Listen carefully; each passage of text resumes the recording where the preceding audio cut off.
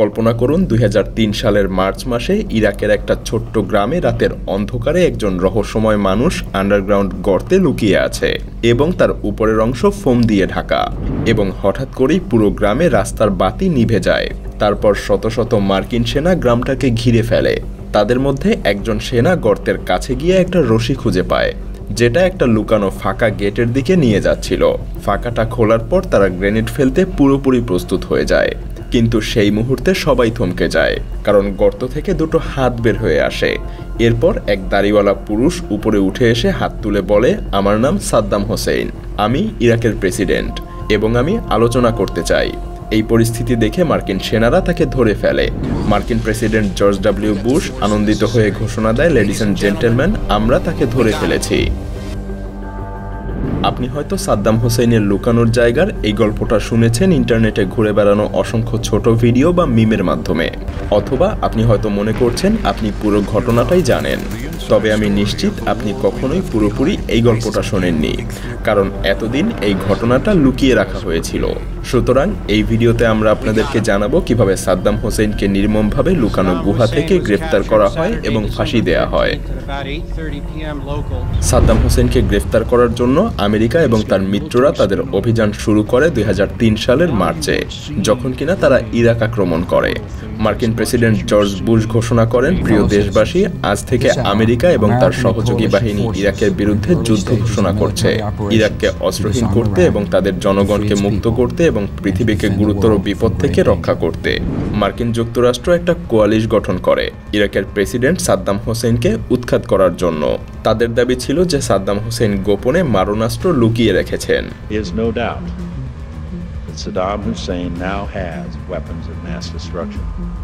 যদিও আজকের দিন পর্যন্ত তাদের এই দাবি সত্য বলে প্রমাণিত হয়নি, অথচ মার্কিন প্রেসিডেন্ট তখন সারা পৃথিবীকে জানিয়ে দেয় এটা নিশ্চিত যে সাদ্দাম হোসেন মারণাস্ত্রের ভান্ডার গড়ে তুলেছেন।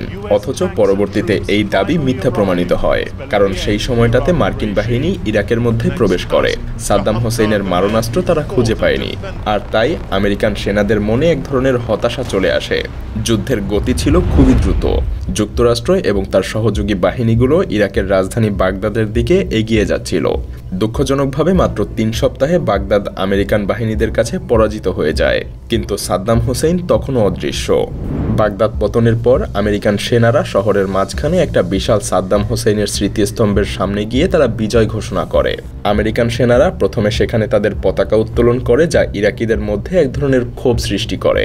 এতে তারা বুঝতে পারে যে এটা মূলত আমেরিকার দখলদারিত্বের সূত্রপাত, তাই তারা দ্রুত তাদের পতাকা পরিবর্তন করে ইরাকি পতাকা উড়ায়। কিন্তু সাদ্দাম হোসেন তখনও অদৃশ্য। তখন সাদ্দাম হোসেন এবং তার শীর্ষ কর্মকর্তাদের খুঁজে বের করাই ছিল মার্কিন সেনাবাহিনীর প্রধান কাজ। আর তাই এরপর সাদ্দাম হোসেন এবং তার শাসন ব্যবস্থার উচ্চপদস্থ কর্মকর্তাদের খুঁজে বের করার জন্য এক বিশেষ প্লেইং কার্ড তৈরি করা হয়। এই কার্ডে ছিল সাদ্দাম এবং তার শাসনের ৫২ জন সবথেকে শীর্ষ কর্মকর্তার ছবি, যাতে করে মার্কিন সেনারা সহজেই তাদেরকে চিহ্নিত করতে পারে। আর সাদ্দাম হোসেন ছিল এই তালিকার একদম শীর্ষে। তার ২ ছেলে উদয় এবং কুশাই ছিল পরের সিরিয়ালে। প্রচণ্ডভাবে মার্কিন সেনাবাহিনী সাদ্দাম হোসেনকে খুঁজে পাওয়ার জন্য অভিযান চালাতে থাকে। এভাবেই কিছু মাস চলে যায়। মার্কিন বাহিনী একের পর এক অপারেশন চালায়, কিন্তু সাদ্দামের অবস্থান সম্পর্কে তখনও কোনো খোঁজ পাওয়া যায় না। এমন অবস্থায় মার্কিন সরকার সাদ্দামের ২ ছেলে উদয় এবং কুশাইয়ের জন্য $১৫ মিলিয়ন এবং সাদ্দামের জন্য $২৫ মিলিয়ন পুরস্কার ঘোষণা করে। এটা ছিল মূলত একটা বড় ধরনের প্রলোভন।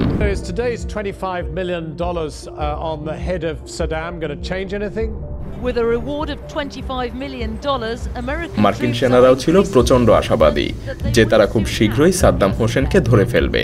এভাবে আরও সময় অতিবাহিত হতে থাকে, কিন্তু দুঃখজনকভাবে হঠাৎ একদিন সেই মিলিয়ন মিলিয়ন ডলারের পুরস্কারের লোভে এক ব্যক্তি মসুল শহরের আমেরিকার একটা সামরিক ঘাঁটিতে এসে জানায় সে সাদ্দাম হোসেনের ছেলে উদয় এবং কুশাইকে আশ্রয় দিয়েছে। যদিও মার্কিন সেনারা বিশ্বাস না করা সত্ত্বেও পরদিন ওই ব্যক্তির বাড়িতে অভিযান চালায়। আর এই অভিযানে তারা চমকে ওঠে, কারণ তারা সেখানে সাদ্দামের ২ ছেলে উদয় এবং কুশাইকে খুঁজেও পায়। কিন্তু সাদ্দাম হোসেনের ২ ছেলে শান্তিপূর্ণভাবে স্যারেন্ডার করতে চায়নি, আর তাই তখন আমেরিকান বাহিনী তাদের উপর গুলি ছুড়তে থাকে।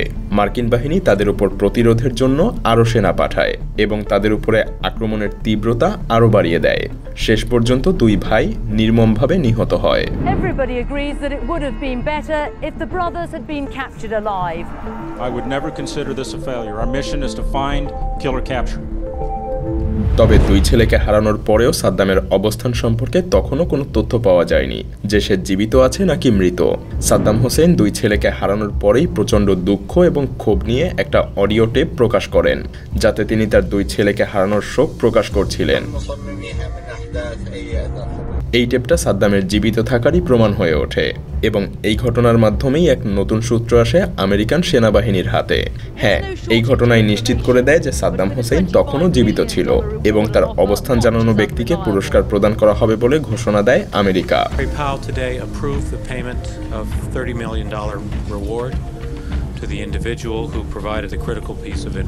মার্কিন সরকার $30 মিলিয়ন পুরস্কার প্রদান করবে বলে ঘোষণা দিয়েছিল তখন।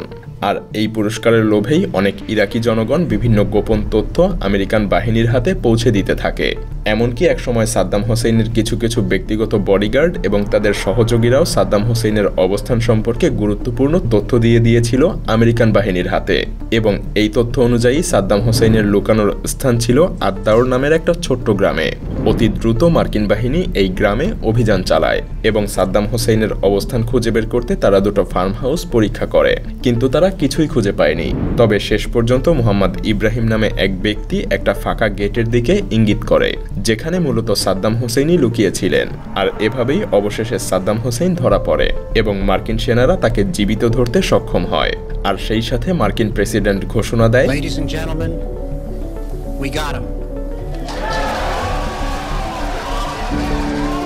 হ্যাঁ, এভাবেই সাদ্দাম হোসেন ধরা পড়েন এবং তার গা ঢাকা দেওয়ার ঘটনা আধুনিক ইতিহাসে একটা অন্যতম গল্প হয়ে ওঠে, যেটা এতদিন গোপনই ছিল। দুঃখজনকভাবে সাদ্দাম হোসেন ধরা পড়ার পরেও মার্কিন বাহিনী ইরাক যুদ্ধ শেষ হয়নি, বরং ইরাক দিনের পর দিন আরও ধ্বংসের দ্বারপ্রান্তে পা বাড়াতে থাকে। আর বর্তমানে ইরাকের কি অবস্থা তা আমরা সবাই জানি। যদিও আমেরিকা এবং তার মিত্ররা যে অজুহাতে সাদ্দাম হোসেনকে গ্রেফতার করে ফাঁসিতে ঝুলিয়েছে সেটা আজ পুরো পৃথিবীবাসীর সামনে মিথ্যা প্রমাণিত হয়েছে, আর শেষ হয়ে গিয়েছে ইরাক।